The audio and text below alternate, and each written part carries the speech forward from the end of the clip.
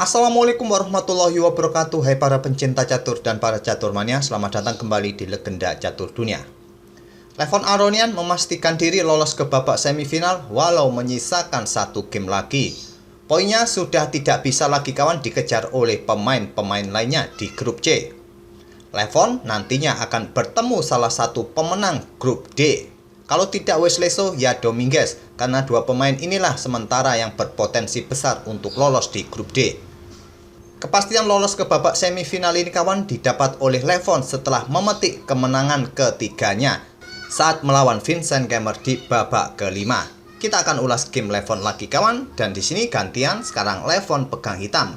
Jika pada game pertama saat melawan Vincent Kemmer, Levon bermain sebagai putih menghadapi Caro-Kann.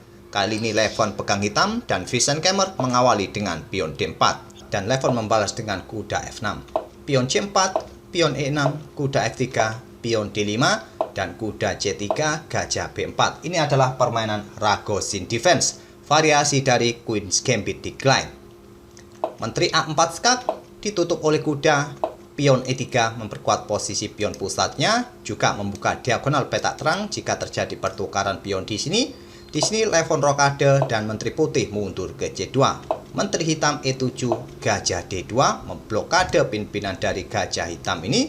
Selanjutnya di sini pion D pukul pion C4 dipukul balik oleh gajah.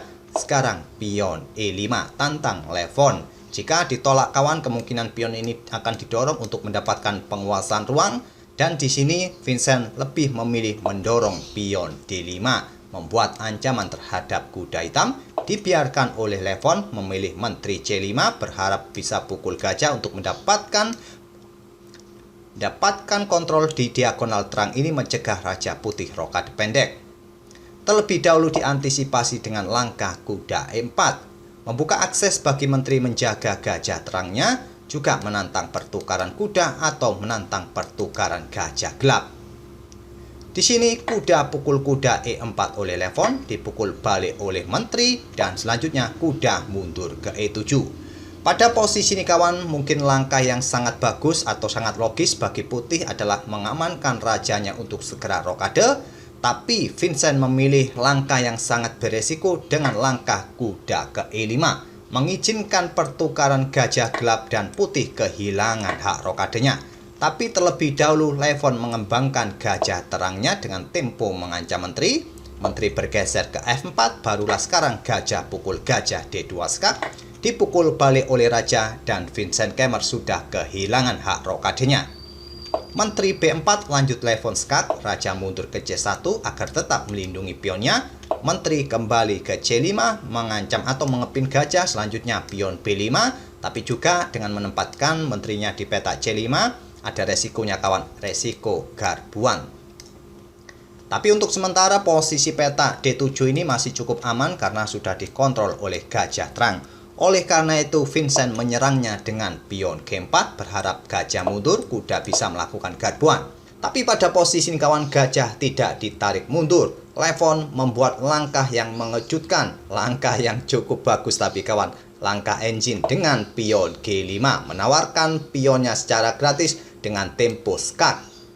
Tidak diterima kawan, dibalas dengan pion B4, sama-sama membuat ancaman bagi menteri masing-masing.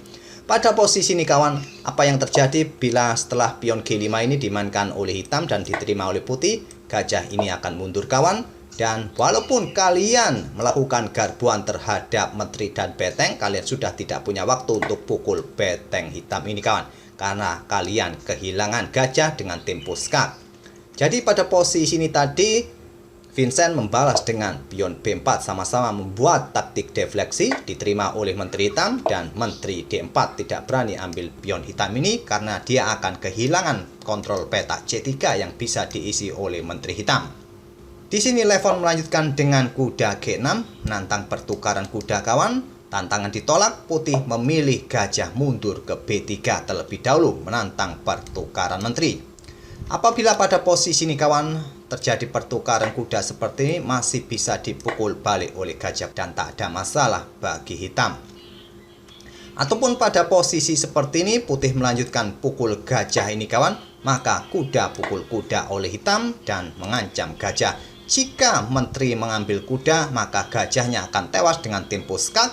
Jika gajah ini ditarik mundur ke peta E2, maka hitam mungkin akan melanjutkan dengan langkah pertukaran menteri atau dengan langkah menteri melakukan skak terlebih dahulu di sini.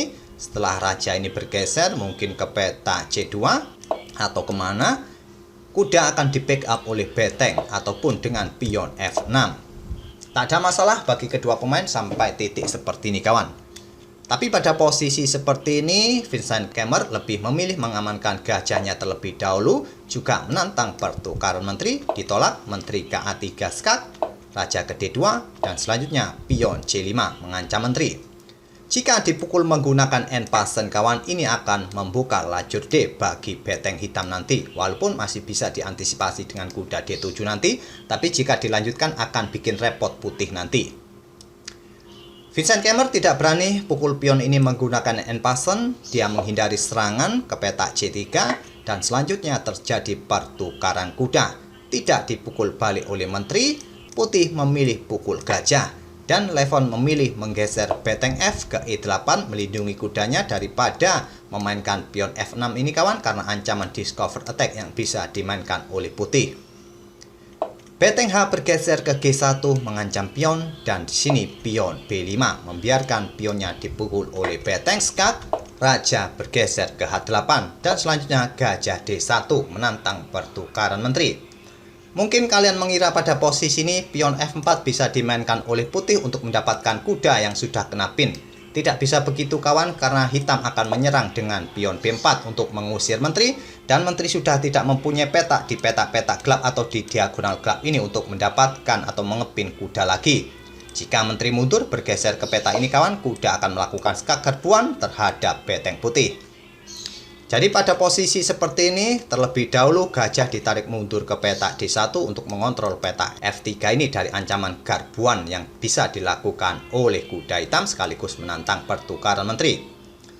Tantangan ditolak kawan, menteri mundur ke A6 dan gajah ke E2 untuk mendapatkan kontrol di peta C4 atau untuk mencegah pion ini didorong maju oleh hitam. Di sini Levon menggeser beteng A ke D8, mengincar pion, di backup oleh pion E4 dan menteri A4 mengincar pion. Dan pada posisi inilah kawan, kembali Vincent Kemmer membuat langkah yang sangat beresiko dengan beteng H5 meninggalkan pionnya yang dipukul oleh menteri hitam. Pada posisi seperti ini tadi kawan, langkah terbaik bagi putih harusnya pion F3 atau raja bergeser ke E3. Tapi ini akan menutup akses bagi menteri jika ingin bergeser ke lajur H.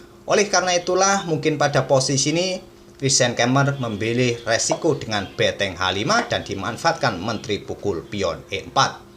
Beteng G1 persiapan pukul pion H7 melakukan skak pengorbanan kawan, nanti diikuti menteri ke peta H3 skak mat. Itulah rencana dari putih. Tapi sudah terlambat kawan, beteng hitam pukul pion D5 skak. Raja mundur ke C1 dan menteri ke F4 skak. Raja bergeser ke B1 beteng D4. Sekarang sudah tidak bisa lagi membuat pengorbanan seperti ini kawan. Tidak akan terjadi skakmat karena di sini masih bisa ditutup oleh menteri. Jadi pada posisi seperti ini putih tidak melanjutkan langkah pengorbanan. Dia kembali membuat langkah blunder. Gajah pukul pion B5 mengancam beteng. Tapi langkah blunder kawan, beteng bergerak ke peta B4 skak dan gajah tewas. Beteng E1 oleh Kemmer tidak mau menyerah. Di sini pion F6 dimainkan oleh Levon memperkuat posisi kuda dan di posisi inilah Vincent Kemmer menyerah di langkah ke-35. Sudah tidak bisa lagi kawan, putih sudah kehilangan gajahnya, sudah kalah perwira dan banyak sekali pion-pion yang sudah ditawan oleh hitam. Pion ini juga menjadi incaran, pion ini juga menjadi incaran, beteng satunya siap digeser ke lajur B. Sudah tidak banyak yang bisa dilakukan oleh putih pada posisi seperti ini. Oleh karena itulah pada posisi Vincent Kemmer menyerah. Dan dengan kemenangan ini pula menjadikan Levon Aronian menjadi pemain Amerika Serikat dengan rating tertinggi, mengalahkan Fabiano Caruana sekarang. Semoga permainan dari kedua pemain bisa menghibur kalian dan kita akan bertemu di video-video berikutnya. Terima kasih. Wassalamualaikum warahmatullahi wabarakatuh.